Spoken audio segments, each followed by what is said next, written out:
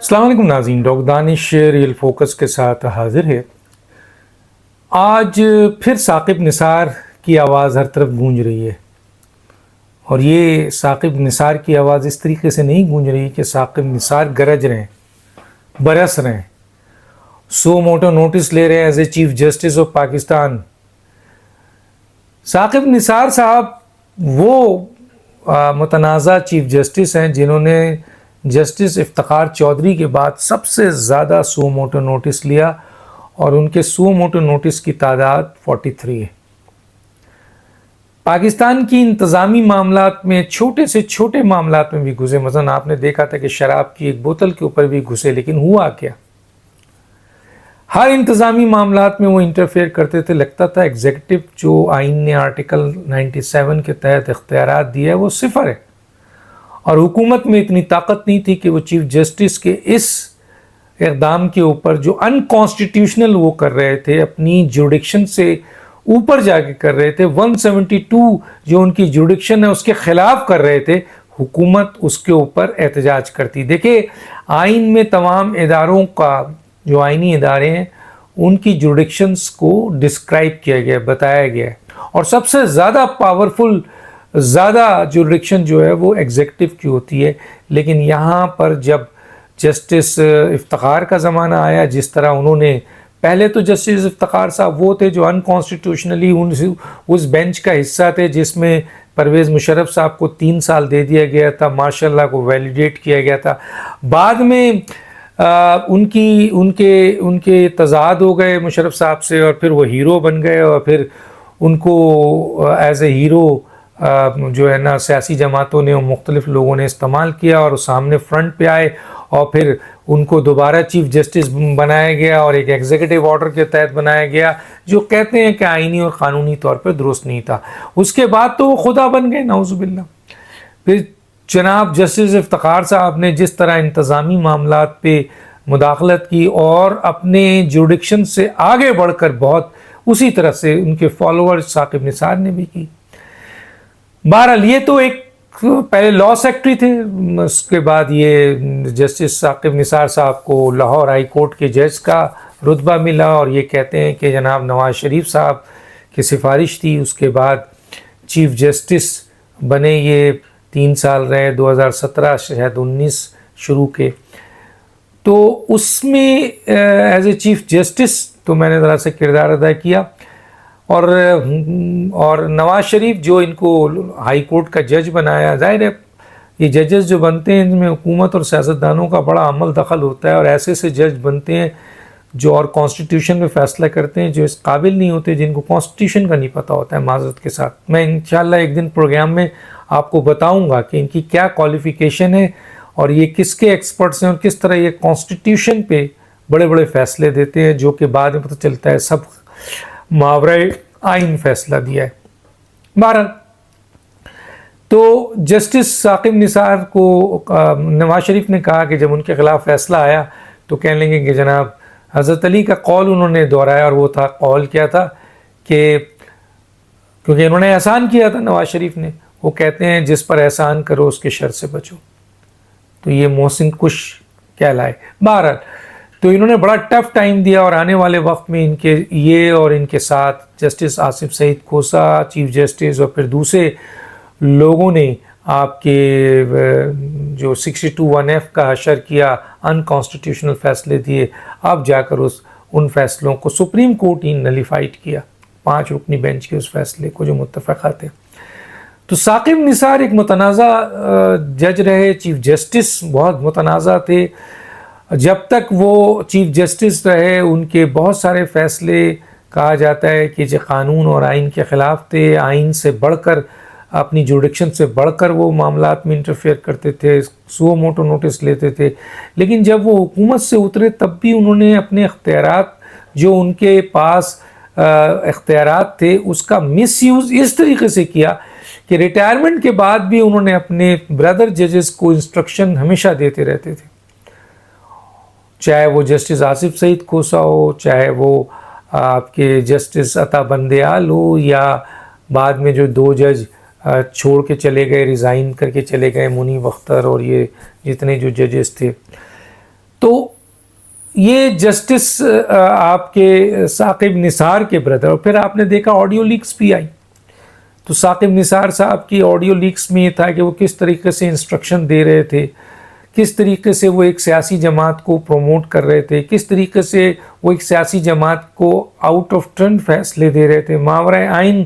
اور وہ ججز فیصلہ دے رہے تھے، وہ آڈیو پکڑی گئی جس میں یہ ایک جج بھی سامنے آیا جس کو بعد میں پریشرائز کر کے اس کے بیانات سے اس کو پیچھے ہٹا دیا گیا، جس میں اس نے کہا تھا کہ مجھے جناب ثاقب نثار کا حکم تھا کہ یہ اس طرح فیصلے دو۔ اسی طریقے سے بہت سے ججز کو انسٹرکشن جو جاری ہوتی تھی،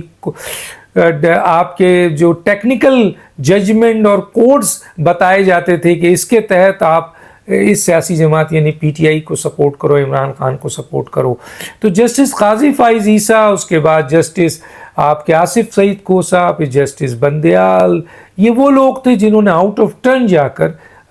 پی ٹی آئی اور عمران خان کو سپورٹ کیا۔ اور جب ریٹائر ہوئے تو اس کے بعد جسٹس ثاقب نثار، آصف سعید کوسا تو شاید اتنا نظر نہیں آئے، لیکن ثاقب نثار ان ججز سے ٹچ میں رہے، انتظامی جو لوگ تھے ان سے ٹچ میں رہے، اور اپنے حلف کی انہوں نے خلاف ورزی کی، آئین اور قانون کی خلاف ورزی کی۔ جب چیف جسٹس تھے تو جوریڈکشن کی خلاف ورزی کرتے تھے، ماورائے آئین فیصلہ دیتے تھے، جب یہ جج نہیں رہے تو حلف کی خلاف ورزی کرتے ہوئے وہ تمام کام انہوں نے کیا جو آج جو ہے وہ منظر عام پہ آیا۔ پھر ان کی آڈیوز بھی آئی، لیکن کسی میں جرت نہیں ہے کیونکہ ججز کا کوئی احتساب نہیں ہے۔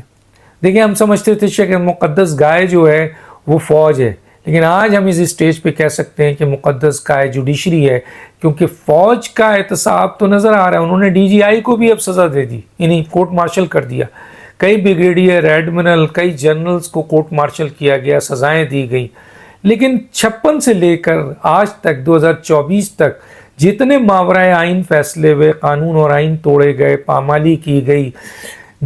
ایک الیکٹڈ وزیر اعظم کو گھر بھیجا گیا، ایک الیکٹڈ وزیر اعظم کو کھڑا کر کے سزا دی گئی، ایک الیکٹڈ وزیر اعظم کو پھانسی دی گئی،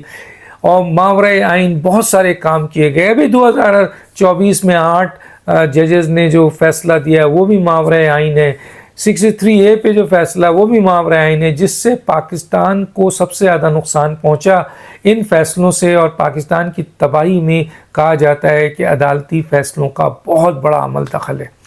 جنہوں نے نہ صرف حکومت کو، سیاستدان کو نقصان پہنچایا بلکہ خود پاکستان کو نقصان پہنچایا، اپنے اس ادارے اعلیٰ عدلیہ کو نقصان پہنچایا۔ اس لیے پاکستان کا عدالتی نظام دنیا میں 140 نمبر پر آتا ہے، تو ان میں یہ گروپ بہت ہے۔ تو یہ بالکل صحیح ہے کہ آج ثاقب نثار کا نام فیض صاحب سے جوڑا جا رہا ہے، جنرل فیض سے، اور خود انہوں نے اقرار کر لیا کہ میں جنرل فیض کے ساتھ رابطے میں تھا۔ تو جنرل فیض کا تو ایک نیٹ ورک چل رہا تھا جو انہوں نے فوج میں رکھا تھا، اور وہ عمران خان کو، پی ٹی آئی کو سپورٹ کر رہے تھے۔ اس نیٹ ورک میں کہا جاتا ہے کہ جی عدالتی ججز بھی تھے، تو سرکاری ملازم بھی تھے، بیوروکریٹس بھی تھے، میڈیا پرسن بھی تھے۔ تو اب یہ جوڑا جا رہا ہے کہ ثاقب نثار اور جنرل فیض جو ہیں وہ کانٹیکٹ میں تھے، اور یہ مل کر یہ تمام جو نیٹ ورک ہے ان کو چلا رہے تھے۔ ڈی جی آئی کے طور پر جنرل فیض ریٹائرڈ فوجیوں اور آرمی اور دوسرے اداروں کو چلا رہے تھے، لیکن جوڈیشری میں جو ساری پیچھے کارکردگی تھی وہ فیض کے ساتھ مل کے ثاقب نثار صاحب یہ سارا کچھ کر رہے تھے۔ یہ چیزیں اب آنے لگی ہیں، سامنے آ رہی ہیں، اور اب یہ لگتا ہے کہ ثاقب نثار صاحب جو ہیں وہ کسی بہت اہم ترین، کیونکہ 209 تو موجود ہے، لیکن بردر جج اپنے جج کو آج تک انہوں نے کبھی ان کا احتساب نہیں کیا۔ ابھی 2 ججز جو ہیں وہ کرمنل اور غلط چیزوں میں آئے، ابھی ایک جج فیک ڈگری سے بیٹھا ہوا ہے، کچھ نہیں ہو رہا ہے۔ تو ثاقب نثار کا بھی کچھ نہیں بگڑا، لیکن اب کہا یہ جا رہا ہے کہ فیض صاحب کے ساتھ ان کے جو لنک تھا، اور وہ لنکس کے ذریعے وہ اعلیٰ عدالتوں کے ججوں کو جو پیغامات دیتے تھے، جو آپ کے لیگل پوائنٹس دیتے تھے، جو ان کو پرووک کرتے تھے، آپ کے فوج کے خلاف، حکومت کے خلاف، ریاست کے خلاف، اور ایک پارٹی کو سپورٹ کرتے تھے اور ایک پارٹی کو لے کر اس کی غیر آئینی، غیر قانونی ہر قسم کی اس کو سپورٹ کرتے تھے، وہ ساری چیزیں اب آ رہی ہیں۔ اور جس دن فیض صاحب وعدہ معاف گواہ بنتے ہیں، کہا یہ جا رہا ہے کہ عمران خان کے بعد دوسرا آدمی جو ہوگا وہ ثاقب نثار ہوگا، جو اس اہم ترین کیا کہتے ہیں جو گٹھ جوڑ ہے اس کا یہ آپ کے ایک خاص جو ہے مہرہ جو ہے وہ ثابت ہوگا۔ اور ایسی صورتحال میں اب یہ ڈیم فنڈ ہو، وہ جو جتنے پیسے لگے ہیں، دوسری چیزیں ہیں، وہ تو ایک طرف ہے، لیکن جو